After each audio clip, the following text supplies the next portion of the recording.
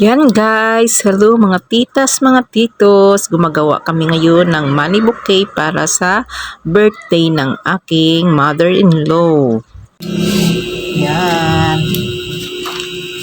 May tatlong tao kami bukas na isa-surprise. Wow! Yan, para sa kanilang tatlo ito. Okay guys, ito na. Yari na yung isa guys. Ito naman yung pangalawa guys para sa aking bayaw. Ito naman yung pangatlo guys para naman ito para sa aming pamangkin. Kasi guys, tatlo sila ang my birthday sa month na February. Ready na para buwas sa mga birthday girl. Ito na guys, nababiyahe na kami dahil tinda dito ngayon sa aming lugar kaya marami tayong nadaanan na paninda. Ito na guys, nagbabiyahe na kami ng maaga pa kasi malayo-layo pa guys ang aming pupuntahang lugar dito sa city. Tingnan nyo guys, dahil malayo na ito sa city guys, kaya yung dinadaanan namin parang papuntang bundok guys. Okay, nandito na kami guys. Nauna na pala yung iba naming mga kapamilya dito. Hindi pa nga pinakamuto ka bisan hindi ko makakaungkan doon. At nakat na, Yan guys, ang aking mother-in-law.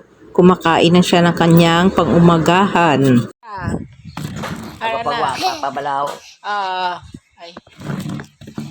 Konse pero ay konse. Adi ka na kita nung tadua ta. O kasi Yan guys, habang busy pa sila sa paghahanda, nilalaro ko muna yung anak ng aming pamangkin.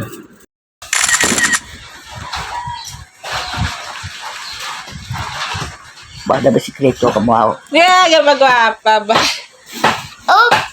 Papahan sa ba? Pagumpahan sa bata, ya ba?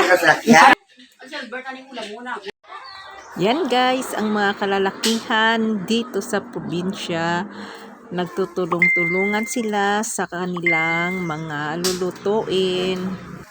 Kasama na dyan yung aking asawa guys. Yan, daming puno dito. Wow, tingnan nyo guys, mayroon pa ditong ilog sa kanila. Yan. Mababa lang guys ang tubig kasi siguro sa takbo ng panahon ngayon natin kaya yun naging mababaw na yung mga ilog natin na pinapaliguan ng mga bata. Yan, enjoy sila yung mga anak ko andyan guys. Naliligo rin sila. Kasama nila yung mga pinsan nila guys. Yan guys, nagsama-sama ang mga pamilya pag mayroon lang mga ganitong may okasyon. Ay, ang sasaya ng mga batang naliligo sa ilog. Yan, naranasan din ng anak kong maligo sa ilog ngayon. Yung mga pato guys, nakikiligo rin sa mga bata. Oh.